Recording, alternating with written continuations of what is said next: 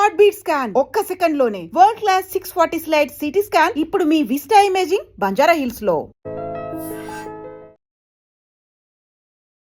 Unhealthy food కూడా healthy food అన్నట్టుగా ads run చేస్తూ నువ్వు ఈ ప్రోటీన్ పౌడర్ తాగు, ఇది తాగు, ఇది వేసుకో, క్రీమ్ వేసుకో, అందంగా ఉంటావు, ఇవి నీ హిమోగ్లోబిన్ బాగలేదు, మీ హిమోగ్లోబిన్ 6 ఉంది, దానికోసం నువ్వు కరివేపాకు పొడి తినాలా అని జూబ్లీ హిల్స్లో ఎక్కడన్నా అడ్వర్టైజ్మెంట్ ఉందా?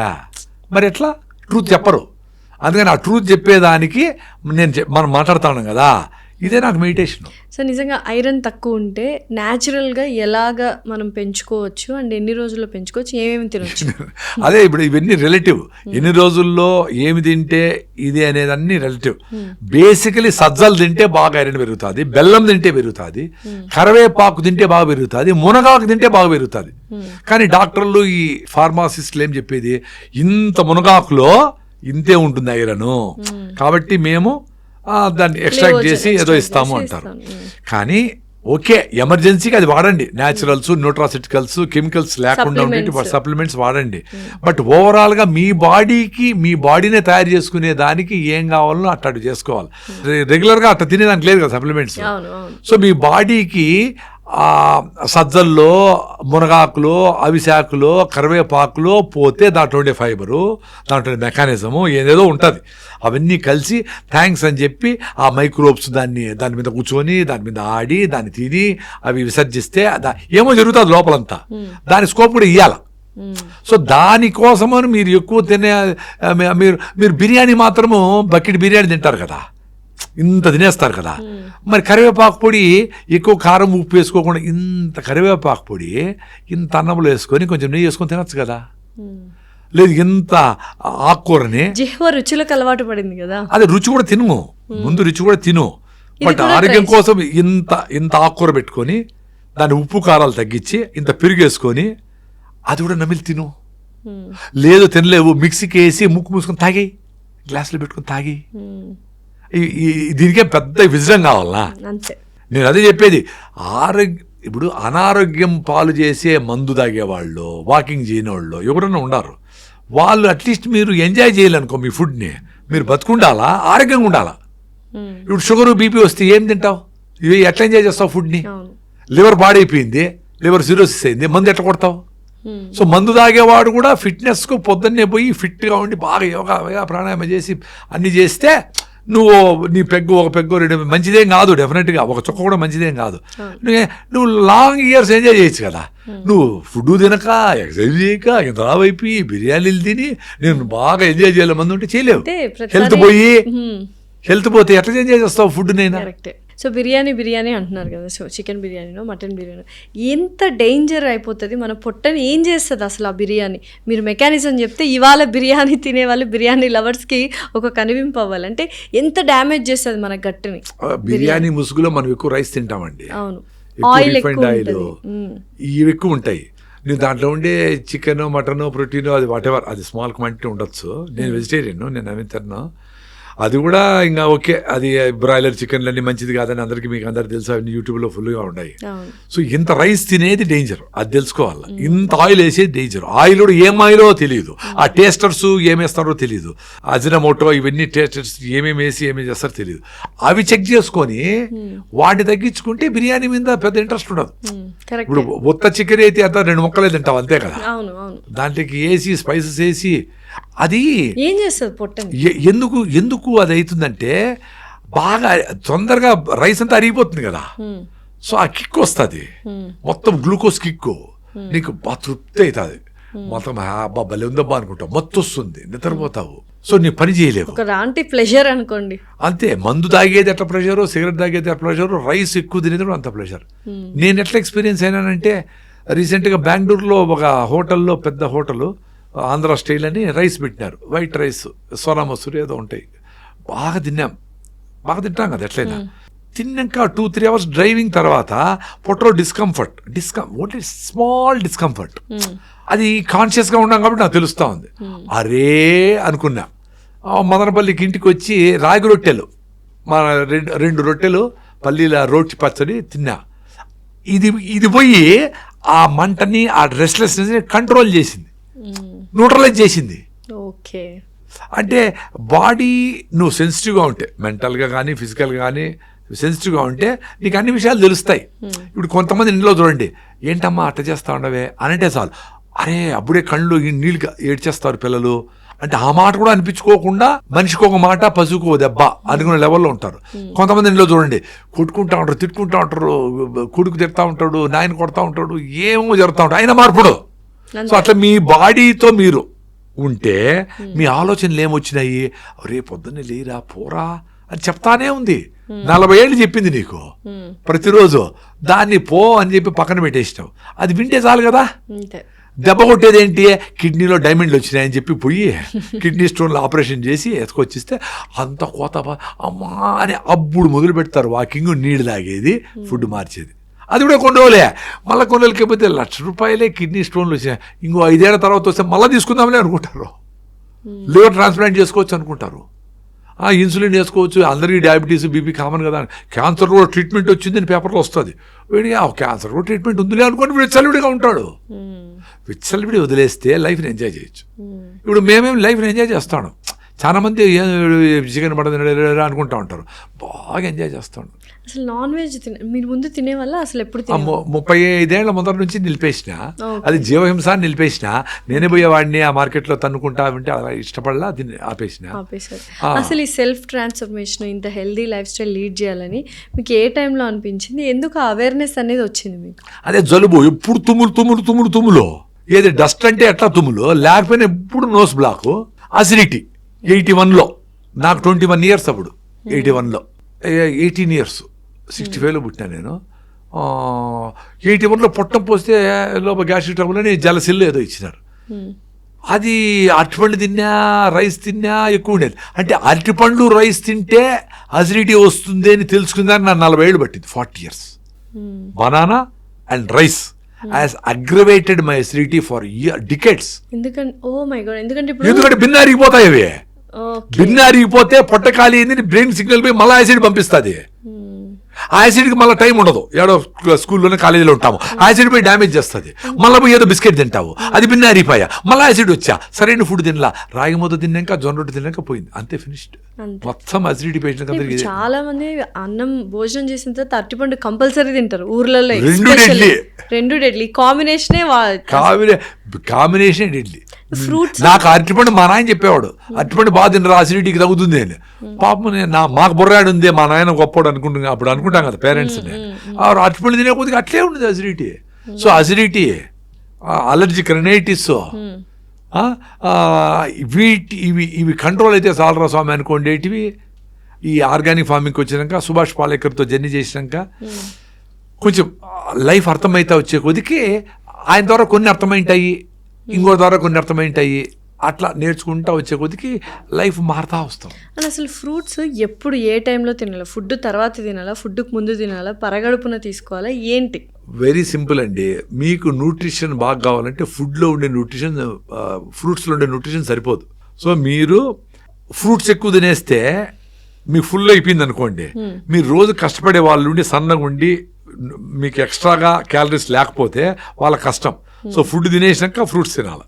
మీరు ఫ్రూట్ సన్నగా కావాలనుకుంటే ఫ్రూట్స్ తినేసి బాగా, అప్పుడు తక్కువ ఫుడ్ తింటే ఫిల్లింగ్ ఉంటుంది, మళ్ళీ తినకుండా ఉండొచ్చు. రీసెంట్గా ఎవరో ఒక అమ్మాయి ఫ్రూట్సే మాత్రమే తిని, అంటే లైక్ డైట్ చేయాలి సన్నగా కావాలని ఫ్రూట్స్ మాత్రమే తిని చనిపోయింది ఆ అమ్మాయి. అది ఏదో వెరీ రేర్ అండి, అంత ఈజీగా చచ్చిపోరు మనుషులు. అట్లా చచ్చిపోయేట్టుకుంటే ఏమో అయిపోయేది. ఈ సీజనల్ ఫ్రూట్స్ ఏదిని ఎన్నో రోజులు కూడా బతకచ్చు. ఏదో డెఫిషియన్సీ వస్తుంది, కళ్ళు తిరిగితే ఏదో వస్తాయి, కానీ చనిపోయిండే లెవెల్కి అదేదో ఎగ్జాగరేషన్, ఏదో ఇప్పుడు ఏదో యాక్సిడెంట్ అయింది. ఫ్రూట్స్ మాత్రమే తిని అంటే ఇట్లా క్రాష్ డైట్స్ చేస్తున్నారు. కొంతమంది లిక్విడ్ మాత్రమే తీసుకుంటారు, కొంతమంది హనీ లెమన్ వాటర్ 3 రోజులకు తీసుకుంటారు, కొంతమంది ఫ్రూట్స్ మాత్రమే తింటారు. అంటే ఈ క్రాష్ డైట్స్, లిక్విడ్ డైట్స్ వల్ల బాడీకి ఎంత హానికరము. అట్లా కూడా చెప్పలేము. ఇప్పుడు బాడీ చాలా ఇంటెలిజెంట్ కదా, it is made of maybe ఒక 300 ట్రిలియన్ సెల్స్ తయారైంది. ఏ సెల్కి ఏ ప్రాబ్లం వచ్చినా ఏదో రూపంలో చెప్తాది. కళ్ళు తిరుగుతూ ఉంటాయి, టైర్డ్గా ఉండాను, ఇది పెట్టింది పొట్ట, ఇది తలనొప్పి వచ్చింది, రకరకాల సిమ్టమ్స్ చెప్తాది. అది సడన్గా ఇట్లే మీ ఫ్రూట్స్ తింటా ఉంటే బాగా చచ్చిపోరు ఎవరు. ఆ సిమ్టమ్స్ని వాటిని ఎందుకైంది, ఏ డిఫిషియన్సీ అయింది, సోడియం తగ్గిపోయిందా, కొంచెం మైండ్ కరెక్ట్గా లేకుండా పోవచ్చు. మరి ఉపవాసాలు ఎక్కువ చేసే వాళ్ళకి సోడియం డిప్లీషన్ అవుతుంది. ఎక్కువ మీరు చెప్పినట్టు ఎక్కువ రోజులు ఉపవాసం చేస్తే సోడియం తగ్గిపోవచ్చు.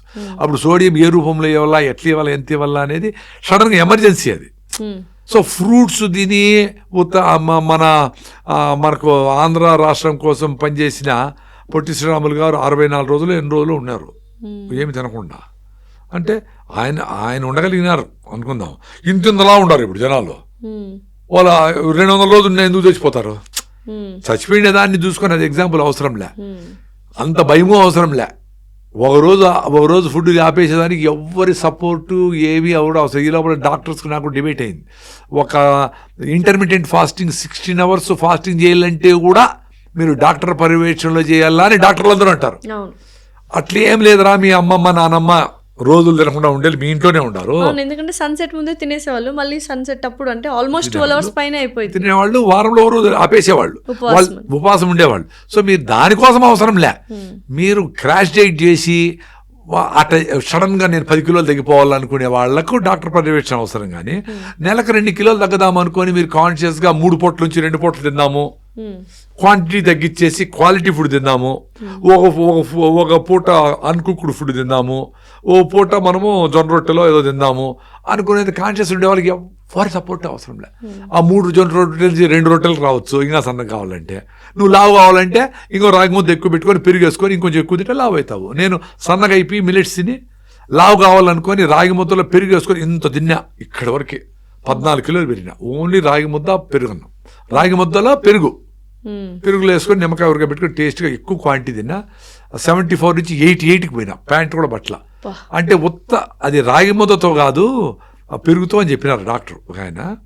మేబీ పెరుగుతోనే అయింది, బట్ రాగి ముద్ద కూడా ఎక్కువ తినాలంటే పెరుగు కలపాల. అట్లా క్వాంటిటీ ఎక్కువ మీరు ఏది తినాలన్నా పెరుగు కలుపుకుంటే ఎక్కువ తినచ్చు. అయితే ఇప్పుడు మనకు గట్ హెల్త్ ఒకటి బాగుంటే ఇంకా బాడీ మొత్తం హెల్దీగా ఉంటుంది, అన్ని పార్ట్స్ బాగుంటాయి, ఒక పొట్ట బాగుంటాయి అని చాలామంది చెప్తున్నారు.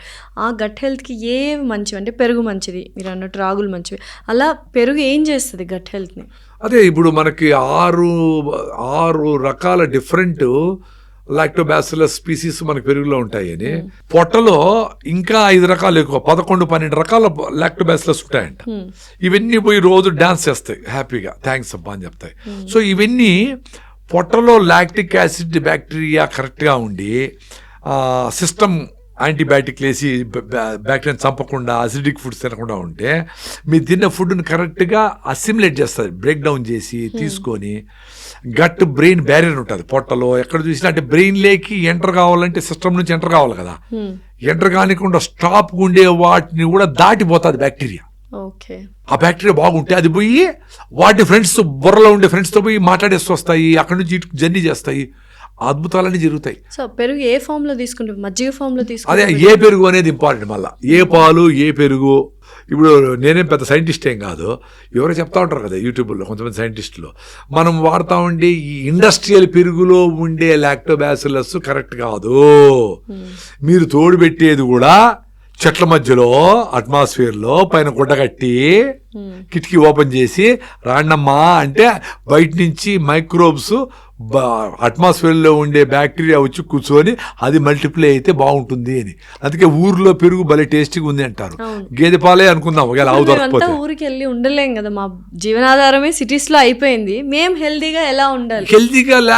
హెల్తీగా ఉండాలంటే అన్హెల్తీ ఫుడ్స్ తినద్దండి. పోనీ ఇప్పుడు అన్హెల్తీ అని తెలుస్తా ఉంది. రిఫైన్డ్ ఆయిల్, ప్యాకెట్ పాలు,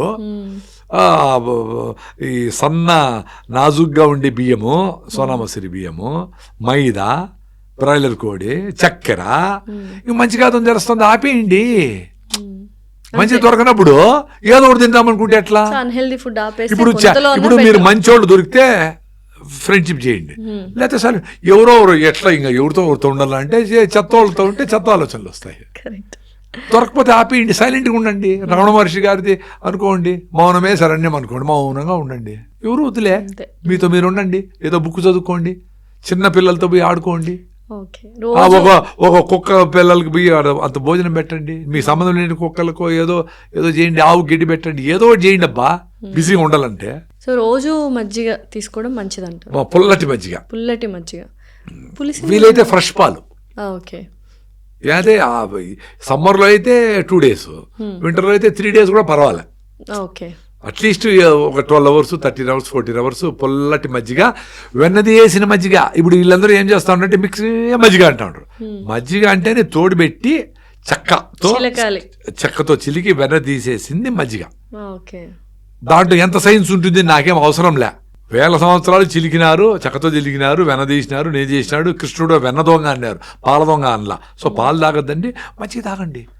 నేను రోజు మాకు గ్లాస్ బాటిల్లో వస్తాయి, మజ్జిగ తాగుతా ఉండే, ఎంత బాగుంటాయో. మీరు ఎట్లా హెల్తీగా ఉంటారంటారు కదా, ఎట్లా మారినారని. లైఫ్ స్టైల్ మారే కొద్దికి తెలుస్తా వస్తుంది ఏం తినాలా ఏం తినకూడదు అని. 6 సార్లు తినేవాడిని నేను ఒకసారికి, చాలా రోజులు ఒకసారి కూడా తిన్నా. రీసెంట్ కూడా మొన్న కూడా ఒకే పూట తిన్నా. ఇప్పుడు ప్రోటీన్ ఫుడ్ ఎక్కువగా తీసుకోవాలి అని అంటున్నారు కదా. ప్రోటీన్ ఫుడ్ అనగానే అందరు గుర్తొచ్చేది చికెన్ అండ్ అలాగే ఎగ్స్. అసలు నాన్ వెజ్ ఎంత డ్యామేజ్ చేస్తుంది పొట్టని, నిజంగానే చేస్తుందా? అదే అండి, ఇదంతా ప్రోటీన్ మిత్ అని ఒక పెద్ద అమెరికన్ సైంటిస్ట్ చేసిన డాక్యుమెంటరీ చూసిన. వీళ్ళు ఇన్ని గ్రాములు 6 గ్రాములు 1 kgకి లెక్కలన్నీ ఫార్స్ అండి. నేను అసలు నేను తినేది అంత పప్పు పల్లీలు అదంట. నేను నా వెయిట్ 80 కిలోలు, 40 ఏళ్ళుగా ఇది మెయింటైన్ చేస్తానే ఉన్నా. ఓకే, ఇంక మజిల్ బిల్డ్ కావాలంటే ఇంకా బాగా జిమ్లో పోయి బరువులు ఎత్తి కావాలి అంటే నేను 10 కిలోమీటర్ పరిగెత్తగలుగుతా ఉన్నా. ఇప్పుడు ఓల్డేజ్ ఏ కొద్దికి మజిల్ ఉంటే బెటర్ అని మా అమ్మాయి అంటా ఉంది. కాబట్టి అది చేసినప్పుడు ఇంకొన్ని పల్లీలు ఎక్కువ తింటా, ఇంకొన్ని పెసలు ఎక్కువ తింటా. ఇప్పుడు మీరు చెప్పిండేది నేను ఎందుకు నమ్మాలా? 7 గ్రాములు 1 కిలోకి కావాలా, 70 అంటే 70 49 గ్రాములు ప్రోటీన్ రావాలంటే ఈ లెక్కలు నేను ఎందుకు లెక్కలు వేసుకోవాలా? అంటే ఈ లెక్కలు నిజం కాదంటారా, లేకపోతే మీకు? నిజం కాదు అది. ఎందుకంటే ఒక్కొక్క బాడీ ఒక రకంగా నువ్వు చేసిన ఫుడ్ని అర్థం చేసుకుంటుంది. బాగా బలిష్టంగా ఉండే పల్లెలో ఉండేవాళ్ళు చికెన్ మటన్ తినకుండా వెజిటేరియన్ ఫుడ్ తినేవాళ్ళు కూడా బాగా బలంగా ఉండేవాళ్ళు ఉన్నారు, ఫిట్గా ఉండేవాళ్ళు. వారికి ఏమైంది ఫార్ములా? అసలు మొత్తానికి మీరు నాన్ వెజ్ తినకపోతేనే మంచిది మీ గట్ హెల్త్ కంటారా? 100%, నో డౌట్ అబౌట్. ఏం చేస్తుంది చికెన్ మన బాడీలోకి వెళ్ళిన తర్వాత? అంటే నాకేం చేస్తుందో తెలియదు కానీ నేనేం డాక్టర్ కాదు, సైంటిస్ట్ కాదు. 6 నెలలు పెరుగుతుంది చికెన్ మామూలుగా ఒక కోడి పెరగాలంటే. 40 రోజుల్లో 4 కిలోలు పెంచుతూ ఉండరు. So unwanted development of cells is called cancer. So ఇది ఒక సెల్ని ఇంత చేస్తాడు. ఒక మామిడి పండుని డిఏపి ఏదో ఎక్కించి డ్రిప్ ఇరిగేషన్లో పంపించి ఇంత చేస్తాడు. 5 టన్నులు పండే టమాటాలని 50 టన్నులు పండిస్తాడు. ఇవన్నీ అన్వాంటెడ్, అన్యాచురల్ కదా. సో అట్లా తిన్న ఈ ఫుడ్ని ఏదో మేకలో ఏదో కొండలో పోయి వేసి వస్తాయి రకరకాలు, అది కూడా చిన్నగా పెరుగుతాయి. ఇవన్నీ స్టాల్ ఫీడింగ్ చేసి అంతంతో ఇక మనమన్నా ఒక రకం ఇండియాలో. బయట దేశాల్లో అయితే నీకు హాలండ్లో గిలండ్లో ఒక్కొక్కటి 1000 కిలోలు, ఒక్కొక్క ఆవు 1000 కిలోలు అట్లా అంతంత పెద్దగా ఫీడ్ పెట్టి ఎంత మొక్కజొన్న ఎంత ఫీడు ఏం ఇంజక్షన్లు వేస్తే అది కరెక్ట్గా అవుతుంది ఇది అది లెక్కలు పెట్టి అది మాంసం లాంటి పదార్థాన్ని తయారు చేస్తూ ఉన్నారు. ఇప్పుడు అడవిలో దొరికే రేక్కాయలు ఉంటాయి కదా, చిన్నప్పుడు మీరు తింటారు. దాని మీద స్కిన్ ఉంటుంది, పల్పు ఉండదు పెద్దగా. నోట్ వేసుకుంటే కరగతానే ఉంటుంది, గంట సేపు పులుపు తీపు ఏదో వస్తానే ఉంటుంది. అదే ఇప్పుడు హైబ్రిడ్ వచ్చినాయి, పుట్టుకొని పోతాయి లోపలికి. మరి ఏది ప్రెషర్ ఇచ్చింది? క్వాంటిటీతో లెక్కలన్నీ పక్కన పెట్టండి, మీరు ఎక్స్పీరియన్స్ కాండి.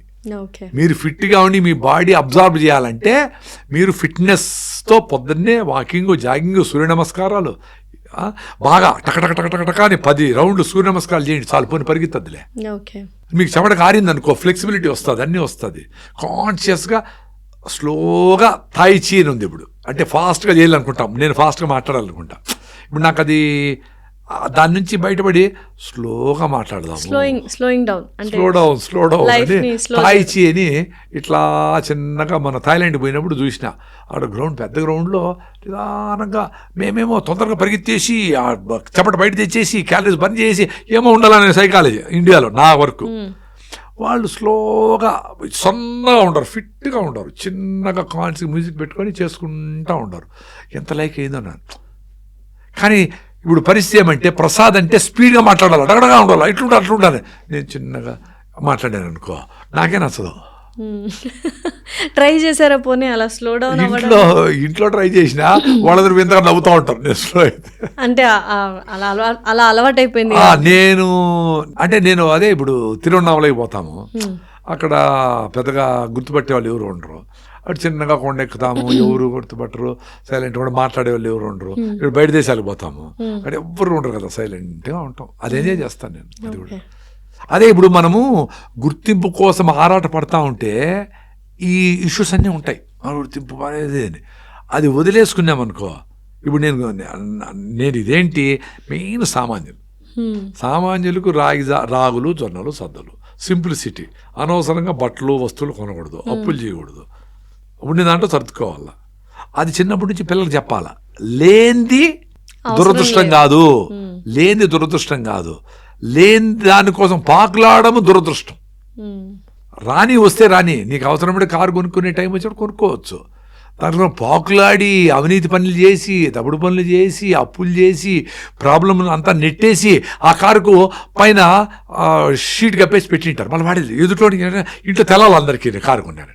ఆ ఈఎంఐ కట్టేదానికి తిండి గానుగు నూనెలు మేము డబ్బులు పెట్టలేము, మేము దేశీ బియ్యం రేట్ ఎక్కువ అంటే ఏది అవసరమో అది బాయ్. అనవసరం తెచ్చి ప్రజల కోసం చూపించడానికి నగలేసుకున్నావు, కారు పెట్టినావు, అన్నీ చేసుకున్నావు. ఎంత డేంజర్ ఇది. ఇది చిన్నపిల్లలు చెప్తే అర్థం చేసుకుంటారు కదా. చిన్నపిల్లలు చెప్తే కూడా మీరు యాక్ట్ చేయమంటా ఉంటారు పెద్దవాళ్ళు పిల్లోళ్ళని, మీరు యాక్ట్ చేస్తూ ఉంటారు, అబద్ధాలు చెప్పిస్తూ ఉంటారు. లేరు అని అప్పులోళ్ళకి భార్యతో చెప్పిస్తూ ఉంటారు. పిల్లోళ్ళకి ఏం మెసేజ్ వస్తుంది? కంపేర్ చేస్తూ ఉంటారు ఒక పిల్లోడి నుంచి ఇంకో. అబద్ధాలు చెప్తే పర్వాలే, మనం కూడా ఇట్లా అప్పులు చేసి వాడిని ముంచేయచ్చు, వాడికి అవసరమైనప్పుడు ఇకపోయినా పర్వాలే అనేది వచ్చేస్తుంది కదా. ఎథిక్స్ ఏముంటాయి?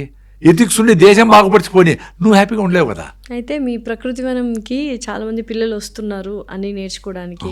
కష్టము, తర్వాత చెమట అంటే ఏంటి, ఫార్మింగ్ అంటే ఏంటి, ఇవన్నీ నేర్చుకోవడానికి వస్తున్నారన్న ప్రాసెస్ ఏంటి? అదే వాళ్ళు ఇక బెంగళూరు నుంచి విశ్వవిద్యాపీఠ అని ఒక స్కూల్, వాళ్ళు 4,500 స్టూడెంట్స్ ఉంటారు. వాళ్ళు లాస్ట్ ఇయర్ వచ్చిపోయినప్పుడు వాళ్ళ పేరెంట్స్ అబ్బా బ్యూటిఫుల్ ప్లేస్, మా ప్లేసే కాదు మీ ప్లేస్ ని కూడా బ్యూటిఫుల్ చేసుకోవచ్చు అంటారు. ఎక్కడికి వాళ్ళు బయట పోయి లైవ్గా ఆ రోడ్లో చట్నీ చేసేది మొదలుకొని, ఆ గుడిసె కప్పేది మొదలుకొని, ఇటుకలు చేసేది మొదలుకొని, ఎక్కడికి పోయినా అన్నీ నేర్చుకునేటివే. అవన్నీ కాదు నువ్వు చదువుకో, మీద అన్నీ మేము చేస్తాము అనుకొని వాళ్ళు ఇష్టపడ్డంలే పిల్లోళ్ళు. తర్వాత పెద్ద అయినాక ఇంకా తప్పదు కాబట్టి ఉండారు. సో వాళ్ళు వచ్చినప్పుడు ఏంటి, బెల్లం చేసినారు. బెల్లం వేడిగా ఉండేటప్పుడు ఇట్లా ముద్దలు చేయాలి. అక్కడ పనులు అలవాటే. వీళ్ళు కూడా వచ్చేసి అబ్బా చేసి చిన్న చిన్న మొత్తం చేసినారు. చెల్లి ఎర్రగా అయిపోయింది. అవన్నీ ఫోటోలు తీసి వాళ్ళ పేరెంట్స్ పెట్టి కష్టపడిపోయినామని. ఎక్కువ పని చేసిన పిల్లలకి 5 రూపాయలు 10 రూపాయలు వస్తుంది అక్కడ పని నార్మల్. సో వాళ్ళు ఆడ విత్తనాలను ఆడడము, ఆడ కొండ ఎక్కడము, అక్కడ సన్సెట్ చూడడము, ఆడ సోపులు షాంపూలు చేయడం. అంటే మీ ఊర్లోనే ఉండి మనమందరూ ఇక్కడే బతకచ్చు. మన సిటీలో ఈ పొల్యూషన్ వీటిలో ఆటలు తిట్టుకుంటా, ట్రాఫిక్ జాము అబ్బా అని అనుకుంటా ఉండక్కర్లేదు. మనం ఇక్కడ హాయిగా 2 ఆవులు, 2 మేకలు, 2 కుందేళ్ళు, 2 ఇముకోళ్ళు, మేకలు మే అంటా ఉంటే అంటే అట్లా హాయిగా మనం బతుకోవచ్చు. అవగాహన వాళ్ళకి కల్పించి మెసేజ్ పోతే వాళ్ళకు లైఫ్లో అబ్బా ఇన్ని ఆపర్చునిటీ ఎట్లా బతుకోవచ్చు అని పోతారు. ఇప్పుడు ఏం చేస్తున్నాము, రే ఇప్పుడు సాఫ్ట్వేర్, ఏఈ, ఆది, డేటా సైన్స్, పైథాను, సైతాను ఏవో ప్రోగ్రాంలు అన్నీ ఉంటాయి. అవన్నీ చేయండి మీకు గ్యారంటీగా మీకు జాబ్ వస్తుంది అని చెప్పి 22 ఏళ్ళు అయితేనే ఒరే మీకు జాబ్ లేదు లాంటి ఆడిపోవాలోడా.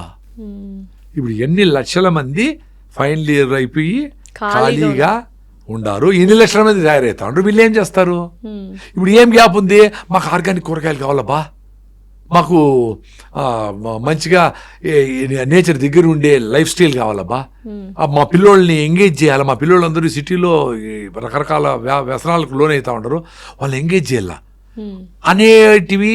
మా మా అమ్మ నాయన మేము ఎక్కడ ఉండమో మా అమ్మ నాయన మంచిగా ఫుడ్ పెట్టి మంచి కంపెనీ ఉండి ఇప్పుడు మనం మాట్లాడుకుంటే అందరూ మాట్లాడుకో, ఇప్పుడు మన ఇద్దరమే మాట్లాడుతూ ఉన్నాము. ఇట్లాంటివి ప్రతి ఒక్క కమ్యూనిటీలో మాట్లాడుకోవాలి కదా.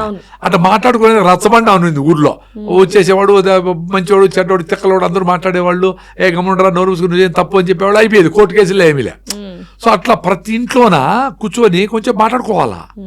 నేను కావాలంటే నువ్వు వద్దంటావు, ఇది కరెక్టే కదా అని చిన్నపిల్లల్లో ఇన్వాల్వ్ కావాలి. నాన్న చెప్పింది కరెక్ట్ కదా, అమ్మ చెప్పింది కరెక్ట్ కదా అని చెప్పితే ఓ కరెక్టే, అందరిది కన్సెంట్ తీసుకొని అందరూ బుర్రపెట్టండి మంచిదే మనం చేస్తున్నాం అనే విధంగా అట్మాస్ఫియర్ ఉంటే బ్యూటిఫుల్గా ఉంటుంది ఇల్లు. సో అట్లా మీ ఊర్లో మీ పల్లెల్లోనే ఉండొచ్చు మీరు. అయ్యో మా నాయన అంటాడు అప్పు చేసేయాలంటాడు, మా పెళ్ళికి మనం పోవాలంటే నగలు లేకుండా పోతే ఎట్లా అంటే నగలు లేవు కానీ మన చెల్లెలు పెళ్ళి పోదాము, ఎవరితో అప్పు చేసి ఎందుకు పోవాలి మనము అని చిన్నపిల్ల చెప్పేట్లా ఉండాలి పెద్దవాళ్ళకి. మనం అప్పు ఎందుకు చేయకూడదు కదా నాన్న అని. ఆ పిల్లాడు సూపర్ భారతీయుడు తయారవుతాడు. సో ఓవరాల్గా ఏదైనా మెసేజ్ ఇవ్వాలి అనుకుంటే ఏమని ఇస్తారు ఇప్పుడున్న మోడర్న్ సొసైటీ? ఎవరికైనా కానీ మీలో వచ్చే ఆలోచనని మీరు అబ్జర్వ్ చేయండి. అది ఏదన్నా కానీ, మందు కొట్టమన్నా, ఉపవాసం ఉండమన్నా, సింపుల్గా బతకమన్నా, ఎగిరి దూకమన్నా, కోపం వచ్చినా కోపం తగ్గించుకోమన్నా, ప్రతిదీ అబ్జర్వ్ చేయండి ఎందుకు అని. దాని మీద పని చేస్తే మీకు వేరే వాళ్ళని తిట్టేది, వేరే వాళ్ళని కొట్టేది, వాడేమో వీడేమంటాడు, వీటికంతా టైం ఉండదు. దాన్నే నిన్ను నువ్వు తెలుసుకో అనే రమణతత్వం. నిన్ను నువ్వు తెలుసుకో, know yourself, finished. Okay, done. Thank you so much Prasad. నమస్తే అండి.